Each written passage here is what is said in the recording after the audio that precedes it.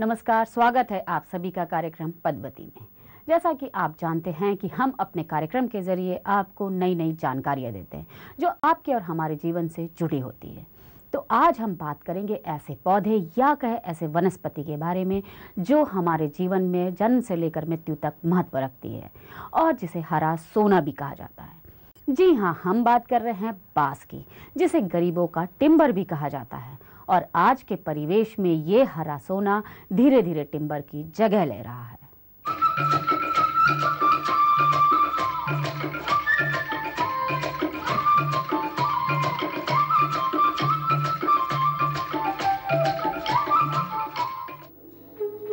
मध्य प्रदेश भारत का ऐसा राज्य है जहां 30% क्षेत्र जंगलों से घिरा हुआ है।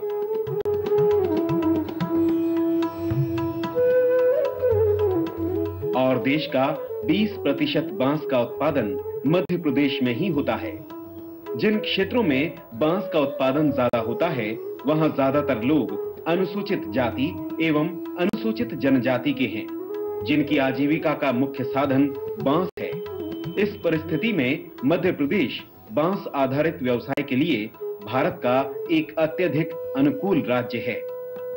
मध्य प्रदेश में बांस एक वानस्पतिक और प्राकृतिक संसाधन के रूप में व्यापकता के साथ उपलब्ध है। केवल आवश्यकता है इसके व्यावसायिक दृष्टिकोण से विकास की। पर्याप्त पूंजी निवेश, सामर्थ्य, निर्माण कौशल, प्रौद्योगिकी आधारित तकनीकी का बेहतर नियोजन किया जाए तो ये एक बेहतर सामंजस्य होगा और इसके द्वारा बांस से जुड़े समुदायों के आर्थिक हितों का उन्नयन भी होगा।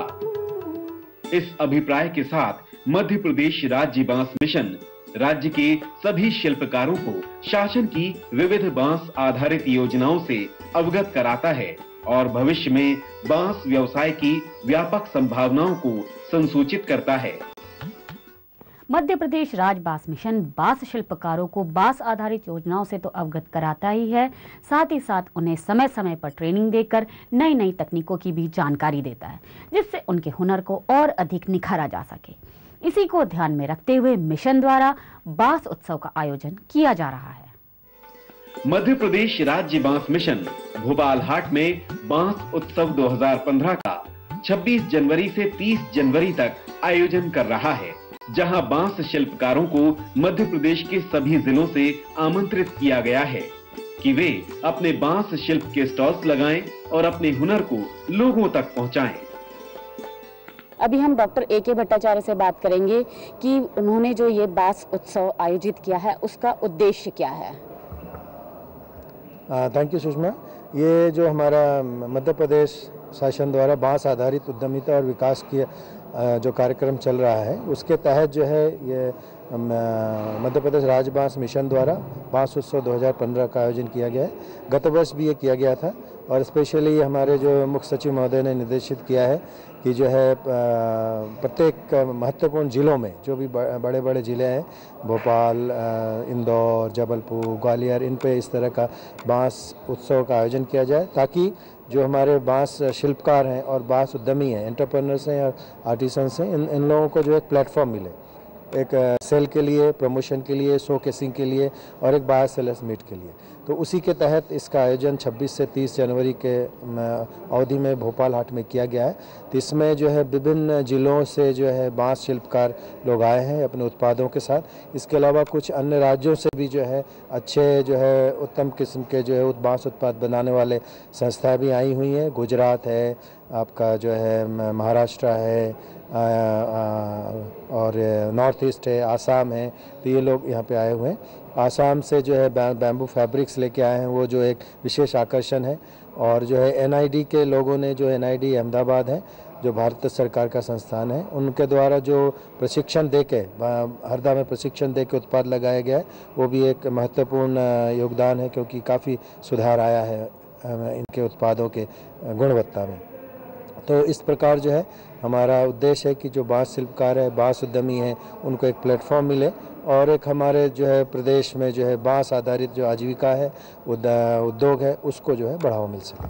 अभी आपने जाना कि किस तरह मिशन बांस शिल्पकारों को आगे बढ़ने की नई राह दिखा रहा है और अब हम आपको लेकर चलते हैं भोपाल हाट, जहां बांस उत्सव का आयोजन किया जा रहा है। बांस उत्सव 2015 का शुभारंभ मध्य प्रदेश के wild life PCCF Narendra Kumar ने फीता काट कर किया और विभिन्न जिलों से आए बांस शिल्पकारों के स्टॉल्स का भ्रमण किया और उनके द्वारा बनाई गई वस्तुओं की तारीफ की।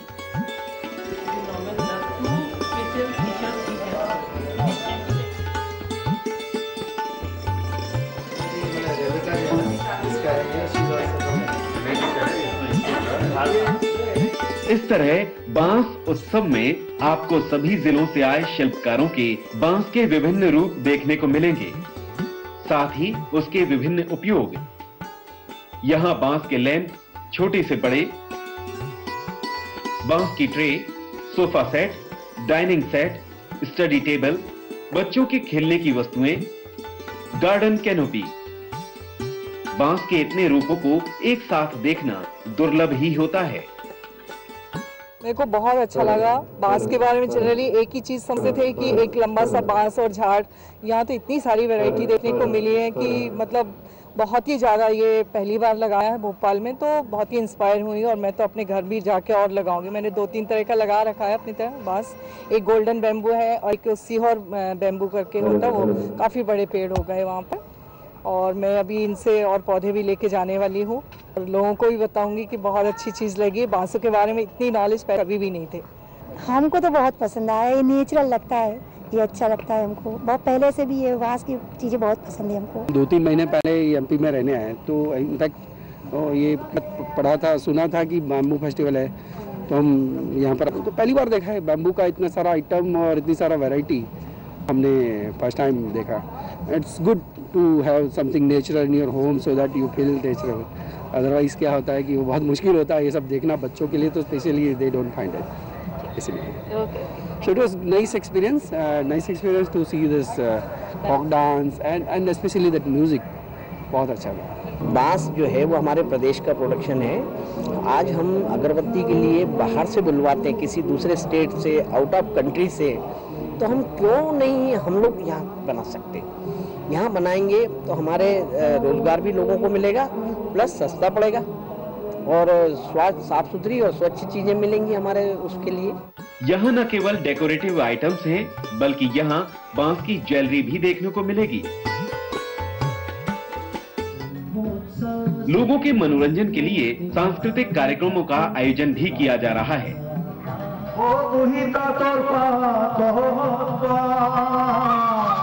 यहाँ आसाम से आए कलाकारों ने बांस गीत गाया।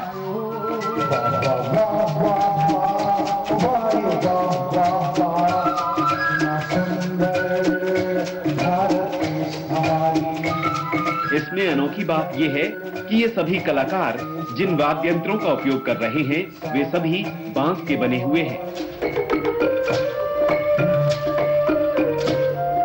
यानी आप जो स्वर लहरियां सुन रहे हैं वो सभी बांस के बने वाद्य यंत्रों से निकल रही हैं।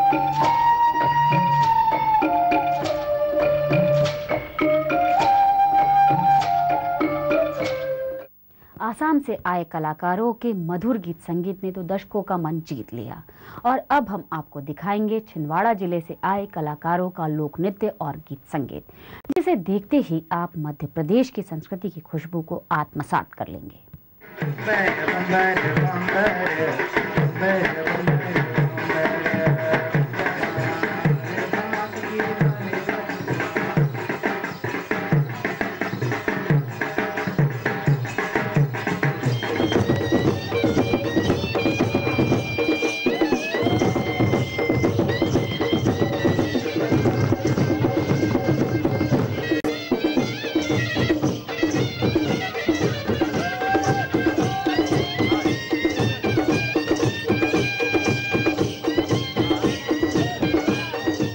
ये तो बात ही मनोरंजन की। अब हम आपको उन लोगों से परिचित कराते हैं जो केवल बांस पर ही काम करते हैं, चाहे बांस का प्लांटेशन हो या उससे जुड़े उद्योग।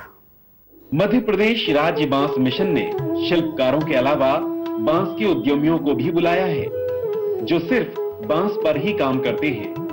पुणे से आए ऑर्गेनाइजर बैम्बू प्लांटेशन बांस की नर्सरी में बांस की उत्तम क्वालिटी के पौधे बनाकर किसानों को बेचते हैं। साथ ही साथ किसानों को उनके काम आने वाले उपकरणों से भी रूबरू कराते हैं। मेरे पास 21 से भी ज़्यादा वैरायटीज़ है बाम्बू में, बांस में। तो जैसे कि आप देखेंगे इसका डायमीटर भी देखिए, ये 80 फीट ऊपर जाने वाली चीज़ है। इसको डेंड्रोकैलामस ब्रांडिसाई बोलते हैं और इसका वॉल थिकनेस भी बहुत है और डायमीटर भी 8 इंच तक का है। बांस की तरफ देखने का जो जरिया रहा है किसानों का, वो इतना एक्यूरेट नहीं, मतलब उसको फसल की तरह देखते नहीं उसके पास।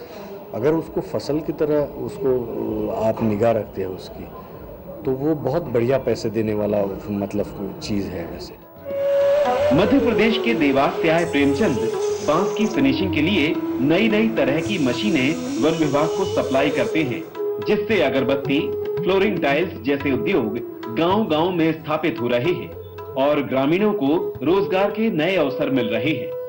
ये जो मशीनें बाहर रखी हुई हैं, ये जो प्रोडक्ट यहाँ आप सामने देख रहे हैं, ये इनको बनाने के लिए ये मशीनें हैं।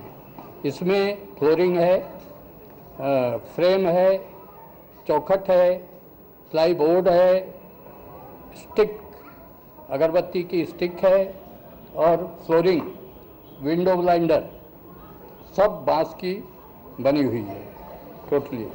और इसको बनाने के लिए जितनी भी मशीनें लगती हैं उसके हम मैन्युफैक्चरर हैं और देवास में बनाते हैं। अभी हम देख रहे हैं आपने बहुत सारी मशीनें लगा रखी है, ये किस किस काम आती है ये मशीन? देखिए, ये बांस की मशीन है और बाम्बू स्टिक बनाने के काम आती है। मैंने यहाँ पे 11 मशीन डिस्प्ले की हुई है। हम लोग ऐसे 25-30 प्रकार की मशीनें बनाते हैं। 11 में से 6 या 7 मशीनें बाम्बू स्टिक बनाने की है। इंडिया में जो अगरबत्ती बनती है आज के दौर में, वो मशीन मेड अगरबत्ती है और मशीन मेड अगरबत्ती में राउंड स्टिक्स इस्तेमाल होती है। लेकिन अब जो मशीन मेड अगरबत्ती उसमें राउंड स्टिक चाहिए और वो मशीन से ही बन सकती है। तो इसमें 6 मशीन तो राउंड स्टिक बनाने के काम आती है। उसमें bamboo cutting, splitting, slice making, round stick making, stick sizing और पॉलिशिंग मशीन है। भोपाल के राहुल सक्सेना बांस के नए नए रूप गढ़ने में माहिर हैं। इन्होंने बांस की कोरोगेटेड शीट्स और पर्दे बनाए हैं। तस्वीरों में दिखाई दे रहे ये पाइप नुमा टुकड़े दरअसल बांस के बुरादे से बनाए गए हैं, जिनको कोयले की जगह जलाने में इस्तेमाल किया जाता है। बोर्ड की बात की जाए तो बोर्ड में हम लगाएं तो धूप में जैसे पड़ती है तो घर वैसे गर्म हो जाता है। अगर ये लगाया जाए तो हमारा टेम्परेचर के हिसाब से हमारा घर नॉर्मल रहेगा, उससे कोई ज़्यादा प्रॉब्लम नहीं होगी। तो आप लोग क्या क्या लाए हैं? कर्टेन्स या कटिंग, चटाई है, पर्दे, जो पर्दे लगा सकें हम। उसके बाद में हमारा बैम्बू टाइल्स है जो नीचे लगा फ्लोरिंग कर सकें, और हमारा ब्रिकेट है जो जलाओ कोयले के काम में आता है। यहाँ न केवल मध्य प्रदेश से शिल्पकार आए हैं, बल्कि देश के अन्य राज्यों से भी शिल्पकार अपने हुनर को दिखाने इस बांस उत्सव में आए हैं। गुजरात से आए शिल्पकारों के शिल्प देखते ही बनते हैं। उनके द्वारा बनाई गई एक एक चीज किसी न किसी कंसेप्ट को लेकर बनी हुई है। आपके जो आइटम्स मैं देख रही हूँ बांस के, बहुत ही फिनिश्ड और बहुत ही अच्छे, और ऐसा लगता है कि किसी कॉन्सेप्ट को ध्यान में रखते हुए बनाया। तो आपने ये कॉन्सेप्ट कहाँ से सीखा और आपको ये बनाने में कितना टाइम लगता है, कितने वर्कर्स है, ये थोड़ा आप हमें डिटेल में बताएं, जिससे हमारे यहाँ के जो एमपी के कारीगर है वो भी इस चीज़ को सीखे। जो बैम्बू के जो लोग होते हैं, रूरल लोग जो टोकरियाँ वगैरह बनाते हैं, हम उनको सिखाते हैं और चीज़ें कि आप क्या ज़्यादा कर सकते हो, क्योंकि टोकरियाँ ज़्यादा मार्केट में बिकती नहीं है। तो हम उनको ट्रेनिंग भी देते हैं और उसके बाद हम अपने डिज़ाइंस बनवाते हैं। जो भी हमारा डिज़ाइन है ये सभी थीम बेस्ड है, इंस्पिरेशन लेके हम फिर डिज़ाइन करते हैं। मैम, ये मैं देख रही हूँ आपका ये जो ट्रे है, इसमें फिनिशिंग बहुत ही अच्छी है, और मतलब इसको आपने किस तरीके से, मतलब क्या ध्यान में रखते हुए आपने इसको बनाया? हमारी जो कंपनी का मेन मोटिव क्या है कि फिनिश्ड और बेटर क्वालिटी, मतलब और जो लोग यूज़ करते हैं तो वो ये ध्यान में नहीं रखते कि उसकी क्वालिटी कितनी चलनी चाहिए, लाइफ ड्यूरेबल है कि नहीं है ये, और फिनिशिंग है या नहीं, उनको इससे मतलब नहीं है। उनको बस है कि मेरा सामान बिकना चाहिए। लेकिन हमारा ऐसा नहीं है, हमारा एक कस्टमर सेटिस्फैक्शन होना चाहिए कि अगर हम उसको कोई चीज़ दे रहे हैं तो वो हमसे दोबारा लेके जाए। तो आप देख सकते हैं इसमें बिल्कुल ही फिनिश्ड, मतलब फिनिशिंग पे हम बहुत ज़्यादा फोकस करते हैं। हमारे जो आर्टिज़न हैं हम उनको 1 से 1.5 साल ट्रेनिंग देते हैं कि फिनिशिंग कैसे करनी है और कैसे आपको और चीज़ों को और अच्छा इम्प्रूव करना है, उसके बाद हम फिर बनाते हैं। बांस उत्सव में बांस शिल्पकारों को केवल सामान बेचने के लिए ही नहीं बुलाया गया, बल्कि उनके लिए कार्यशाला भी आयोजित की गई, जहां उनकी समस्याओं को सुना और हर संभव प्रयास किया गया उसके समाधान के लिए। इसके अलावा बांस नीति पर भी चर्चा की गई। मध्य प्रदेश राज्य के बांस शिल्पकार, समस्याएं, संभावनाएं और समाधान, इस विषय पर आयोजित कार्यशाला में शिल्पकारों की परंपरागत और व्यावसायिक दोनों पहलुओं की समस्याओं को सुना और उनका समाधान किया गया। हर साल हजारों लाखों में पौधे लग रहे हैं और टी गार्ड भी लग रहे हैं और लाखों करोड़ों रुपए इस टी गार्ड के पीछे जा रहे हैं। क्या विभाग इस साइड में मदद कर सकता है? अगर मदद होती है तो ये सारे शिल्पी जो है जिस जगह पे बैठ के वो कमा रहे हैं और आज उनको जितना मिल रहा है, मुझे लग रहा है कि वो दुगना कमा सकते हैं। उसी मेहनत, उसी रॉ मटेरियल और उतने ही प्रयास में, बस सर हमें आवश्यकता है तो विभाग की सपोर्ट की। काम को तो सीखा हूँ लेकिन पढ़ाई नहीं कर पाया, ज़्यादा पढ़ाई नहीं कर पाया। पढ़ाई अगर कर लेता तो मैं नेट में, आज बताते हैं कि नेट से मार्केटिंग होती है, ये इन चीज़ों की कमी लग रही है मुझे। अगर मैं ऐसे मार्केटिंग करना जानता तो इसीलिए जो भी आप शिल्पी भाई हैं, आप लोग एक बच्चे लोगों को पढ़ाइए भी और साथ में ये काम को भी सिखाइए। इसका मार्केटिंग बहुत ज़्यादा है। मेरे पास से कोई जैसे आते हैं खरीदने के लिए फर्नीचर, मैं फर्नीचर बनाता हूँ, आते हैं वो लोग खरीद के ले जाते हैं और वो दूसरे को बेचते हैं। मैं बेचता हूँ उनको 3000-4000 में बेचता हूँ, वो लोग उसका 10,000 रुपये कमा लेते हैं। अगर मुझे ये नॉलेज रहता तो वही 10,000 रुपये मैं कमाता। इस कार्यशाला में बांस से जुड़े विशेषज्ञ, व्यवसायी और प्रशासकों ने भाग लिया। बांस व्यवसाय के विविध आयाम जैसे कि बांस हस्तकला, बांस फर्नीचर, बांस आधारित लघु व्यवसाय पर बांस शिल्पकारों के साथ विचार विमर्श हुआ। साथ ही बांस नीति पर भी चर्चा की गई, जिससे भविष्य में शिल्पकारों की आजीविका को सुधारा जा सके। किस तरीके से आपने इस वर्कशॉप को ऑर्गेनाइज किया, किन किन लोगों को बुलाया आपने? 2 वर्कशॉप्स हैं। एक वर्कशॉप है जो आर्टिजन्स के साथ है, बेसिकली उसमें आइडिया ये है कि जो उनका क्या परसेप्शन है, उनकी क्या सोच है कि जो हमारी जो बांस नीति का एक हमारा पहल है, ड्राफ्ट बांस नीति है, उसमें क्या क्या चीज़ें आनी चाहिए, किस तरह से जो है उनका जो मुद्दे हैं किस तरह से उसको हम बांस नीति में समाहित करें, आत्मसात करें। जो बांस शिल्पकार है और बांस उद्यमी है, एंटरप्रेन्योर्स के साथ है और एक्सपर्ट्स लोग हैं इसमें। दूसरे संस्थाएँ हैं, IIFM है, state south Asia bamboo foundation है, टाटा ट्रस्ट है और सेंटर फॉर सस्टेनेबल डेवलपमेंट है, आयोरा है। तो जो इस तरह की संस्थाएं हैं वो उनको इससे जोड़ा है ताकि इस विचार विमर्श से ये निकल के आ सके कि आर्टिसंस जो है मुख्य रूप से जो हमारे वही स्टेक होल्डर है, मेन स्टेक होल्डर है, उनकी क्या मुद्दे हैं जिनको कि हमारे बैम्बू जो पॉलिसी है, बांस नीति है, उसमें जो है हम समाहित करें। हम लोग को इसको एकदम लेटेस्ट जो टेक्निक्स है, लेटेस्ट जो डिज़ाइन है, द रिक्वायरमेंट, जैसे अभी आप हर दिन हर चीज़ में रिक्वायरमेंट, नीड हैज़ चेंज्ड। ये जितना नीड चेंज हो गया उसी हिसाब से प्रोडक्ट भी चेंज होना चाहिए और ये चेंजेस नहीं हो रहा ये आर्टिसंस में। तो ये हमको इनके अंदर में डालना पड़ेगा, ऐसा प्रैक्टिस डालना पड़ेगा। आप जो ये बांस के ये इससे जुड़े हुए हैं इस कारोबार से, तो इसमें जुड़ने के बाद से मतलब आपको क्या फील होता है कि आपको इसी में आगे कहाँ तक इसे पहुँचाना है? कुछ आपने क्या सोचा है, कहाँ कहाँ लेकर जाते हैं आप? जी, मैं आज वैसे भी आज बैम्बू मिशन की तरफ से कार्यशाला लगा था तो उसमें काफ़ी मैं अपना अनुभव बताया था। मैं इस काम से 17 साल से जुड़ा हूँ। पहले हम लोग तो 50 रुपये रोजी भी नहीं कमा पाते थे। आज हमको ऐसा महसूस होता है कि हम इसमें काफ़ी मात्रा में पैसा कमा सकते हैं। तो हम लोग 200, 250, 300 रुपये से रोज के जितना मेहनत करेंगे उतना ज़्यादा हम लोग बेनिफिट उठा पाते हैं। और इसके बारे से जैसे कि हम लोग 2-3 लोग ही सीखे थे। आज मैं अपने बैहर के बाराघाट में लगभग 40 से 45 ऐसे कुशल कारीगर मैं खुद सीखने के बाद लोगों को सिखा डाला हूँ। तो ऐसा महसूस होता है कि हमारा बहुत बड़ा ग्रुप हो गया। हमको ऑर्डर की कमी है, तो इस बात को आज मैं कार्यशाला में रखा भी था और चाहता हूँ कि ये काम को हम जैसे कि मध्य प्रदेश को बांस मिशन के द्वारा सबसे आगे ले जाएं। इस काम को ऐसा सोच बना लिए हैं, तो इसलिए ज़्यादा से ज़्यादा सोच रहा हूँ कि तन मन धन से इसी में लगा हुआ हूँ। बस इसी काम को मेरे को करना है और इसको आगे बढ़ाना है। बांस उत्सव में बच्चों को भी जोड़ा गया है। उनके लिए बांस पर आधारित चित्रकला प्रतियोगिता का आयोजन किया जा रहा है। साथ ही बांस कारीगरों के लिए बांस शिल्प प्रतियोगिता 2015 का भी आयोजन किया जा रहा है। इसमें सर्वश्रेष्ठ कलाकृतियों को पुरस्कार भी दिए जाएंगे। बांस उत्सव में बांस शिल्पकारों का हौसला बढ़ाने के लिए मध्य प्रदेश के मुख्य सचिव ने भी शिरकत की और हर स्टॉल्स पर जाकर शिल्पकारों के बने प्रोडक्ट्स को देखा। उसके बाद हमने उनसे इस आयोजन के बारे में बात की। अभी हम मध्य प्रदेश के चीफ सेक्रेटरी से जानना चाहेंगे कि उन्होंने अभी बैम्बू फेस्ट का भ्रमण किया, तो उन्होंने कारीगरों की जो शिल्प कला है उसको देखकर वो क्या महसूस करते हैं?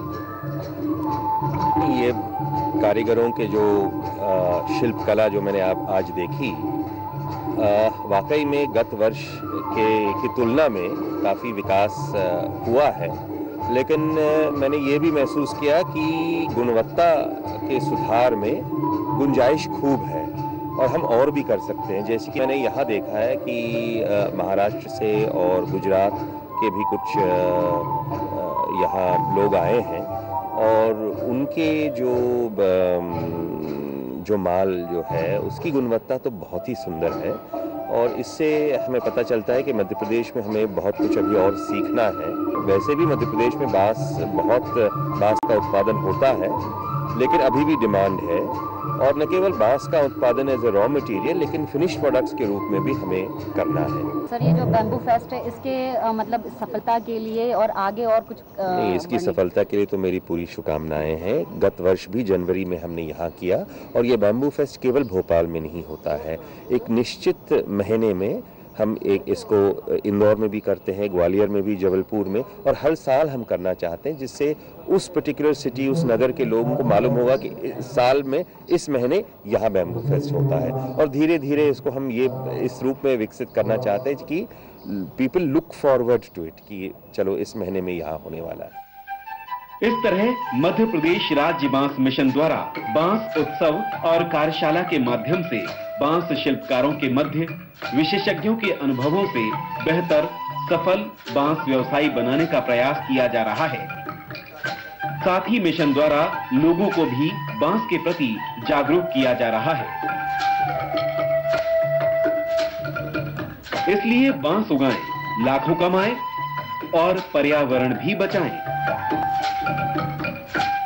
आज आपने मध्य प्रदेश राज्य बांस मिशन के अभिनव प्रयासों को बांस उत्सव के रूप में देखा और जाना कि बांस हमारे जीवन के साथ साथ पर्यावरण के लिए भी कितना उपयोगी है। तो आज के कार्यक्रम में बस इतना ही। आपको हमारा कार्यक्रम कैसा लगा आप हमें ज़रूर लिखिए। हमारा पता है news and views 232 zone 1 MP Nagar Bhopal. आप हमें ईमेल भी कर सकते हैं। हमारा ईमेल आईडी है tarun.nvmp@gmail.com। अब अगले हफ्ते आपसे फिर मुलाकात होगी, तब तक के लिए नमस्कार।